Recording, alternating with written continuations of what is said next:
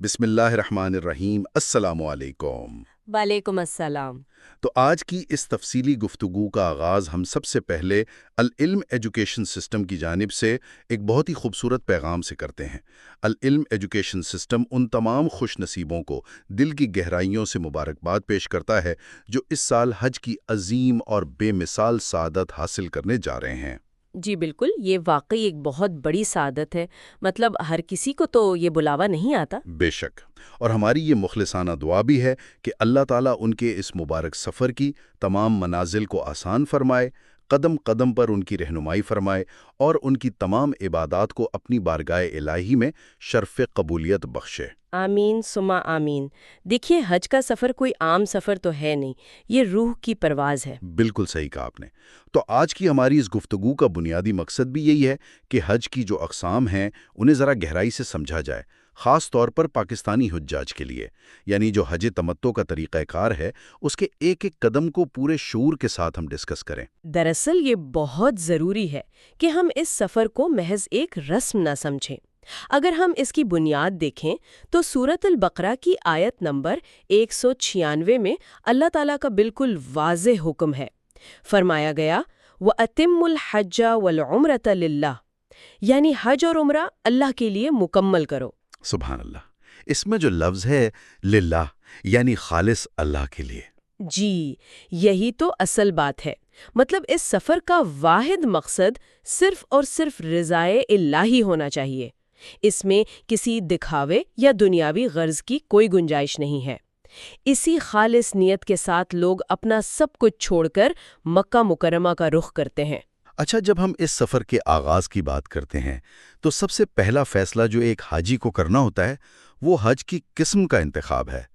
میں اکثر یہ سوچتا ہوں کہ حج کی 3 مختلف اقسام کیوں رکھی گئی ہیں؟ دیکھیے، دین اسلام بہت فطری دین ہے۔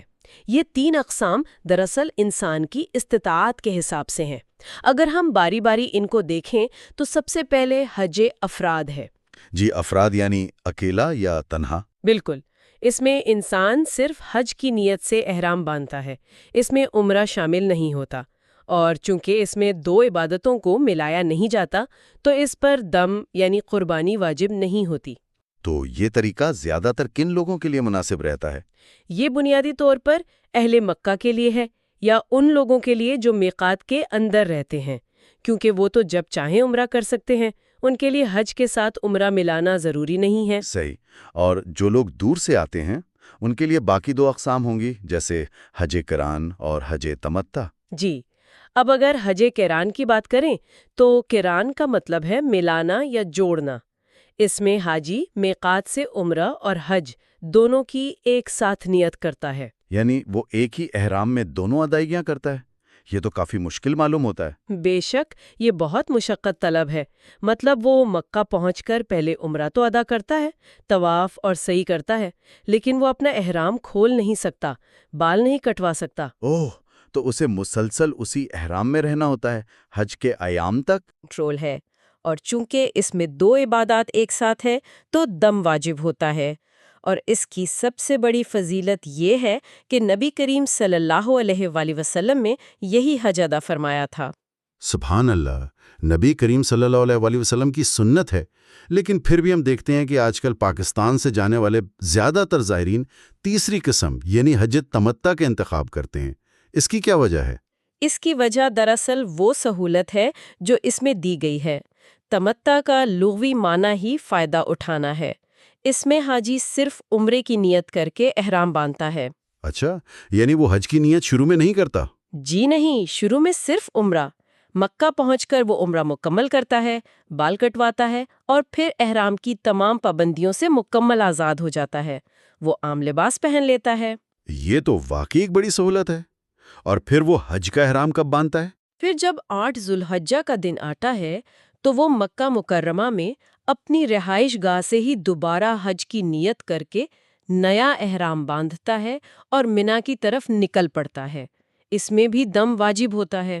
دیکھیے، یہاں مجھے دین اسلام کی خوبصورتی نظر آتی ہے۔ ہزاروں میل کا لمبا سفر، پرواز کی تھکاوٹ اور پھر اجنبی ماحول میں مسلسل احرام میں رہنا۔ تمتع کی صورت میں جو سہولت ملی ہے وہ بتاتی ہے کہ اللہ اپنے بندوں پر بوجھ نہیں ڈالتا۔ بالکل، دین میں کوئی تنگی نہیں ہے، اور جب انسان جسمانی طور پر تازہ دم ہوتا ہے تو وہ عبادات بھی زیادہ خشوع و خضوع سے کر سکتا ہے۔ خود نبی کریم صلی اللہ علیہ وسلم نے فرمایا تھا کہ اگر وہ قربانی کا جانور ساتھ نہ لائے ہوتے تو تمتع ہی کرتے۔ بے شک۔ تو اب ذرا اس کے عملی مراحل کی طرف آتے ہیں۔ حج کی جو بھی قسم ہو، آغاز تو احرام سے ہی ہوتا ہے۔ تو احرام کا طریقہ کار کیا ہے؟ احرام کا باقاعدہ آغاز میقات سے ہوتا ہے۔ سب سے پہلے غسل کرنا ہے، پھر مرد حضرات احرام کی 2 سادہ چادریں پہنتے ہیں۔ اس وقت خوشبو لگانا مستحب ہے، لیکن یاد رہے کپڑوں پر خوشبو ہرگز نہیں لگنی چاہیے۔ صحیح۔ اور اس کے بعد کیا کوئی نوافل بھی پڑھے جاتے ہیں؟ جی، احرام کی نیت سے 2 رکعت نفل پڑھے جاتے ہیں۔ پہلی رکعت میں سورۃ الکافرون اور دوسری میں سورۃ الاخلاص کی تلاوت مسنون ہے۔ یہ خالص توحید کا اعلان ہے۔ اور جو پاکستانی حجاج جہاز سے جا رہے ہوتے ہیں، ان کا میقات تو راستے میں آتا ہے، فضائی سفر کے دوران؟ بالکل، ان کا میقات یلملم یا قرن المنازل کے اوپر سے گزرتے وقت آتا ہے۔ جہاز میں باقاعدہ اعلان ہوتا ہے۔ اس وقت دل اور زبان سے نیت کرنی ہے، لبیک اللہم عمرتا، یعنی اے اللہ میں عمرہ کے لیے حاضر ہوں۔ جی، اور بس اس نیت کے ساتھ ہی انسان پر احرام کی پابندیاں لاگو ہو جاتی ہیں، اور پھر وہ تلبیہ پکارتا ہے، لبیک اللہم لبیک۔ یہ تلبیہ تو جیسے حضرت ابراہیم علیہ السلام کی اس پکار کا جواب ہے جو انہوں نے ہزاروں سال پہلے دی تھی۔ بے شک، یہ اسی کی صدائے بازگشت ہے۔ اچھا، احرام باندھتے ہی کچھ پابندیاں بھی عائد ہو جاتی ہیں۔ عام طور پر 9 بڑی پابندیوں کا ذکر کیا جاتا ہے۔ جی بالکل، مثلاً خوشبو لگانا منع ہو جاتا ہے، مردوں کے لیے سر ڈھانپنا اور سلے ہوئے کپڑے پہننا منع ہے۔ اس کے علاوہ ناخن کاٹنا، جسم سے بال توڑنا، شکار کرنا، ازدواجی تعلقات، نکاح کرنا یا کروانا، اور خاص طور پر جھگڑا کرنا سختی سے منع ہے۔ اگر ہم ان پابندیوں کے فلسفے پر غور کریں تو یہ کیسا زبردست طریقہ ہے انسان کو دنیا داری سے کاٹنے کا۔ مطلب سلے ہوئے کپڑے چھوڑنا، جھگڑا نہ کرنا، یہ انسان میں کتنی عاجزی پیدا کرتا ہے۔ دیکھیے، جب ایک مرد اپنے قیمتی کپڑے اتار کر 2 سادہ انسلی چادروں میں آتا ہے تو وہ لاشعوری طور پر اپنا کفن یاد کر رہا ہوتا ہے۔ یہ عمل معاشرے کے تمام طبقاتی فرق مٹا دیتا ہے۔ بالکل، ایک بادشاہ اور ایک عام مزدور سب ایک ہی لباس میں، کوئی فرق نہیں رہتا۔ اور جھگڑا نہ کرنے کی جو پابندی ہے، یہ دراصل انسان کے نفس پر سب سے بڑی چوٹ ہے۔ غصہ پینا اور درگزر کرنا انسان کو مکمل طور پر رب سے جوڑ دیتا ہے۔ یہ تو واقعی کمال کی بات ہے۔ اور پھر جب اسی عاجزی کے ساتھ ایک حاجی مسجد الحرام میں پہلا قدم رکھتا ہے تو وہ کیفیت کیسی ہوتی ہے؟ مسجد میں داخلے کے کیا آداب ہیں؟ وہ لمحہ تو بیان سے باہر ہے۔ جب آپ دایاں پاؤں اندر رکھتے ہیں تو داخلے کی دعا پڑھتے ہیں، اللہم افتح لی ابواب رحمتک، اور پھر جب پہلی بار کعبۃ اللہ کے سیاہ غلاف پر نظر پڑتی ہے، سبحان اللہ، وہ تو انسان کو ساکت کر دینے والا لمحہ ہوتا ہے۔ بالکل، اس وقت پوری یکسوئی سے دعا کرنی چاہیے، اللہم زد ھذا البیت تشریفا و تعظیما و تکریما و محابتا۔ علماء کہتے ہیں کہ کعبہ پر پہلی نظر پڑنے کے وقت کی دعا بہت مقبول ہوتی ہے۔ اور پھر آب زمزم پینے کی طرف بڑھتے ہیں۔ جی، زمزم پیتے وقت بھی مسنون دعا ہے جس میں نفع بخش علم اور ہر بیماری سے شفا مانگی جاتی ہے۔ اس کے بعد عمرے کا سب سے اہم رکن شروع ہوتا ہے، طواف، کعبے کے گرد 7 چکر۔ مجھے تو یہ نظام کائنات کی طرح لگتا ہے۔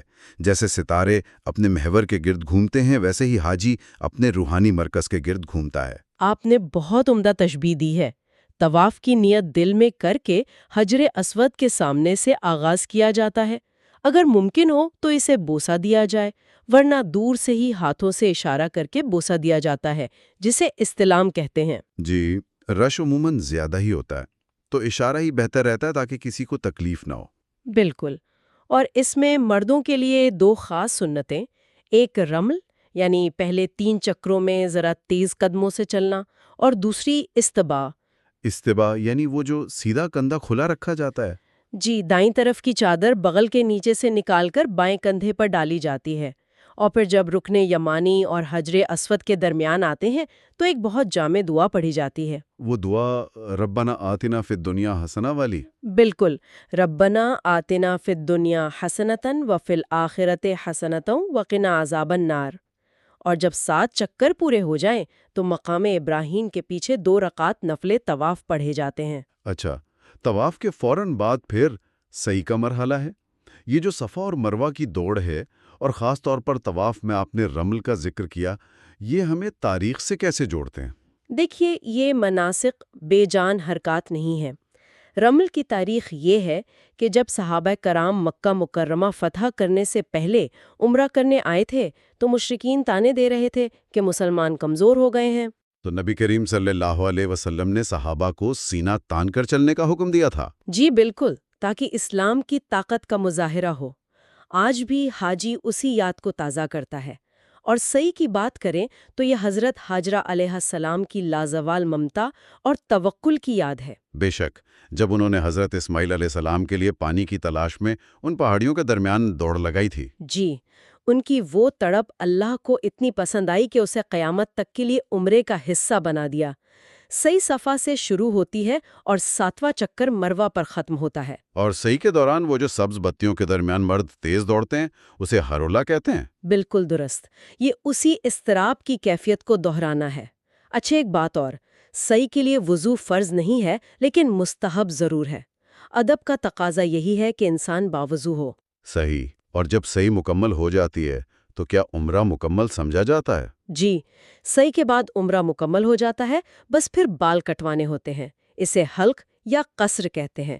مردوں کے لیے حلق یعنی سر منڈانا افضل ہے، حالانکہ قصر یعنی بال چھوٹے کروانا بھی جائز ہے۔ اور خواتین کے لیے کیا حکم ہے اس حوالے سے؟ خواتین کو سر منڈانے کی سختی سے ممانعت ہے۔ وہ صرف اپنی چوٹی کے سرے سے 1 انگلی کے پور یعنی تقریباً 1 انچ کے برابر بال کاٹتی ہیں۔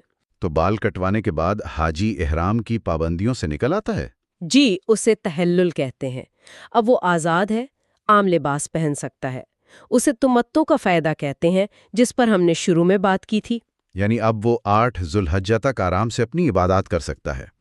پھر جب 8 ذوالحجہ کا دن آتا ہے تو اصل ایام حج شروع ہوتے ہیں۔ جی بالکل، یہ وہ دن ہے جب اس عبادت کا دوسرا مرحلہ شروع ہوتا ہے۔ حاجی مکہ میں اپنی رہائش گاہ سے نیا احرام باندھتا ہے۔ اب وہ خالص حج کی نیت کرتا ہے اور منا کی طرف روانہ ہوتا ہے۔ اور منا میں قیام کرتا ہے۔ جی، وہ 8 ذوالحجہ کی ظہر سے لے کر 9 ذوالحجہ کی فجر تک کی نمازیں منا میں ہی ادا کرتے ہیں۔ پھر 9 ذوالحجہ کا سورج طلوع ہوتا ہے، جو حج کا سب سے بڑا دن ہے۔ عرفات کا دن؟ بالکل، تمام حجاج میدان عرفات میں جمع ہوتے ہیں۔ اسے وقوف عرفات کہتے ہیں اور احادیث کے مطابق حج عرفات ہی ہے۔ وہاں دوپہر سے سورج غروب ہونے تک گریہ وزاری اور دعائیں کی جاتی ہیں۔ عرفات کے میدان کا منظر تو واقعی روز محشر کی یاد دلاتا ہے۔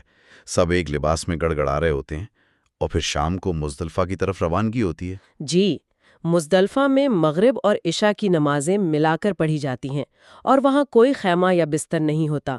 سب زمین پر کھلے آسمان تلے رات گزارتے ہیں۔ یہ تو واقعی انسان کی بے بسی کا گہرا احساس ہے، سیدھا مٹی پر سونا۔ بالکل، یہ تکبر کو ختم کرنے کی آخری ضرب ہے۔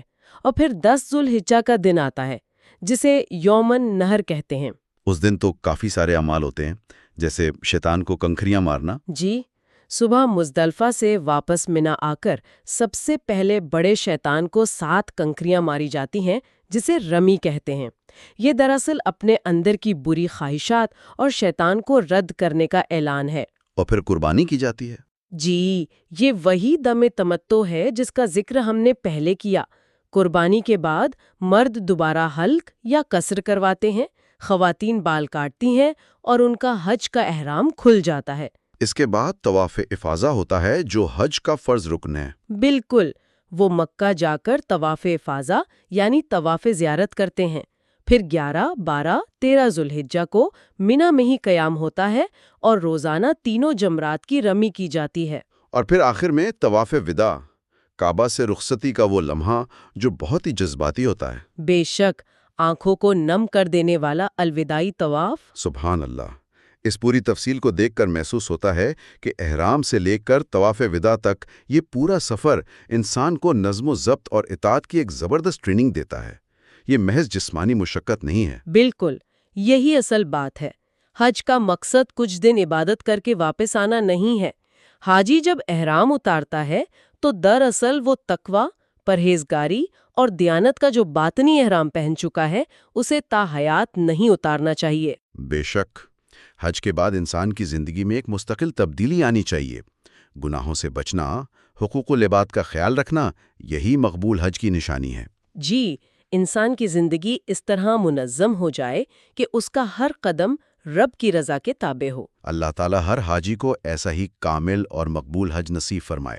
بہت معلوماتی گفتگو رہی۔ سامعین، گفتگو کو سمیٹتے ہوئے العلم ایجوکیشن سسٹم کی جانب سے ہم نہایت ادب کے ساتھ تمام حجاج کرام سے درخواست کرتے ہیں کہ جب آپ ان مقدس مقامات پر ہوں تو العلم ایجوکیشن سسٹم اور اس کی پوری ٹیم کو اپنی دعاؤں میں ضرور یاد رکھیں۔ اللہ اس ادارے کو تعلیم کے فروغ میں مزید کامیابیاں عطا فرمائیں۔ آمین۔ میرے بھی سننے والوں سے گزارش ہے کہ اگر یہ گفتگو آپ کے لیے رہنمائی کا باعث بنی ہے تو اس علمی سلسلے کو دوسروں تک پہنچائیں۔ جی بالکل، چینل کو سبسکرائب کریں، لائک کریں اور کامنٹس میں اپنی قیمتی آراء ضرور بتائیں۔ اللہ ہم سب کا حامی و ناصر ہو۔ اور اختتام پر ایک آخری بات جو میں آپ کے لیے چھوڑے جا رہا ہوں۔ کعبہ کی عمارت کی عظمت تو اپنی جگہ ہے، لیکن کیا اس طویل روحانی سفر کے بعد ہمارے دل کی ویران عمارت اس قابل بن سکی ہے جہاں اللہ کی حقیقی محبت ہمیشہ کے لیے قیام کر سکے؟ اس پر ضرور غور کیجیے گا۔ اللہ حافظ۔ اللہ حافظ۔